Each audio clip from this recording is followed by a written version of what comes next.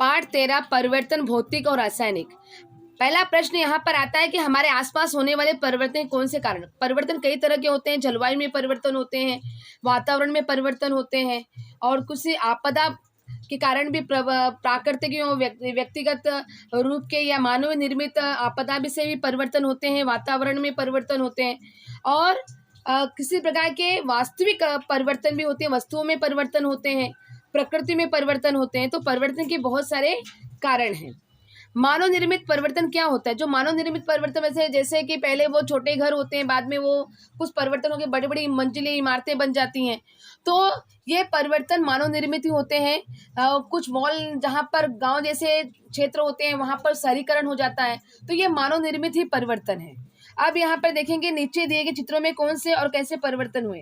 जैसे पहले आप देखेंगे दूध है, उसके बगल में चीनी रखा हुआ है। अगर उसको चीनी को उसमें डालेंगे तो दूध में कैसा परिवर्तन होगा, वो उसमें घुलकर उसमें मिठास पैदा करेगा, तो दूध जो कैसा हो जाएगा, मीठा हो जाएगा। अब इसके हाथ में आप देख रहे हो कि कुछ आपको आइस नजर आ रही है, आइस के वो स्टोन नजर आ रहा है, मतलब बर्फ नजर आ रही है। तो बर्फ जो है वो थोड़े समय तक हाथ में रहती, फिर वो पानी का रूप ले लेती, उसमें पानी, बर्फ से पानी में परिवर्तन दिखाई दे रहा है।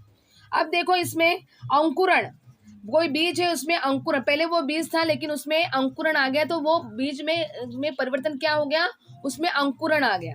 अब देखिए यहाँ पर एक चूल्हे के ऊपर पानी से भरा हुआ एक रखा हुआ बर्तन रखा हुआ है, और उसमें से भाप निकल रही है, मतलब गर्म होने के बाद पानी का जब उसका वाष्पीकरण होता है तो ये इस तरह का परिवर्तन हुआ है। अब यहाँ पर देखो ये दिवाली के वक्त लोग फटाके जलाते हैं, तो उसमें एक है पाउस। पाउस में जब हम उसको जलाते हैं तो उसमें वो फुलझड़ी जैसा निकलता है, उसमें स्पार्किंग जैसा हो रहा है, तो आग जैसे वो फुलझड़ी जैसी वो उसके बाद पाउस का रूप ले लेता है।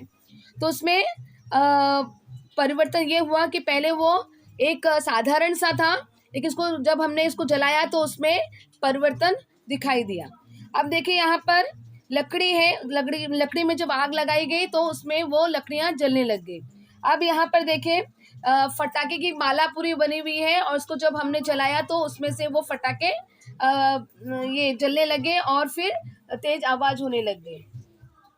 वैसे वृक्ष से फल नीचे गिरता है, लोहे पर जंग लगना, बरसात का आना, विद्युत का बल्ब प्रकाशित होना, ये सब्जियां काटना आदि सब जो है वो मानव निर्मित है, और कुछ प्राकृतिक निर्मित जो परिवर्तन होते हैं।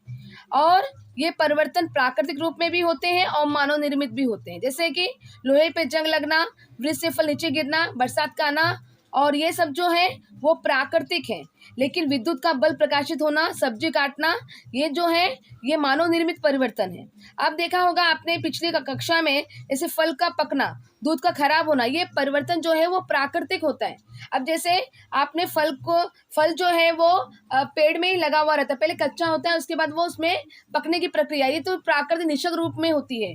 और दूध का खराब होना, ये भी निसर्ग रूप में, आप उसको खराब नहीं करते हो, ज़्यादा समय अगर आपने अच्छी तरह इसको उबाला नहीं है तो वो दूध जो फट जाता है वो खराब हो जाता है, तो ये प्राकृतिक रूप में उसमें होने वाला परिवर्तन है।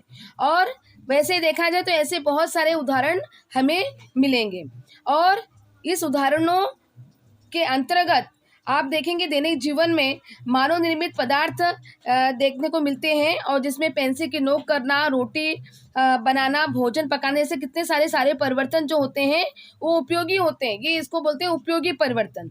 और कुछ जो होते हैं वो अनुपयोगी या मानव को हानि पहुंचाने वाले जो परिवर्तन होते हैं उनको हानिकारक परिवर्तन कहते हैं। जैसे तूफान द्वारा उखड़ कर गिरा हुआ वृक्ष, ये कैसा है, हानिकारक परिवर्तन है। दूध का दही बनना, ये कैसा है, उपयोगी परिवर्तन, मतलब वो व्यक्ति के लिए बहुत ही फायदेमंद है ना, अगर दूध का वो दही बन जा रहा है तो वो इंसान के लिए फायदेमंद, मतलब उपयोगी परिवर्तन है। लेकिन तूफान द्वारा उखड़कर गिर जाना पेड़ का, तो ये कैसा है, हानिकारक परिवर्तन। तो इस तरह से हम लोग दूसरे भाग में और भी परिवर्तन देखेंगे, इसमें भौतिक और रासायनिक होंगे।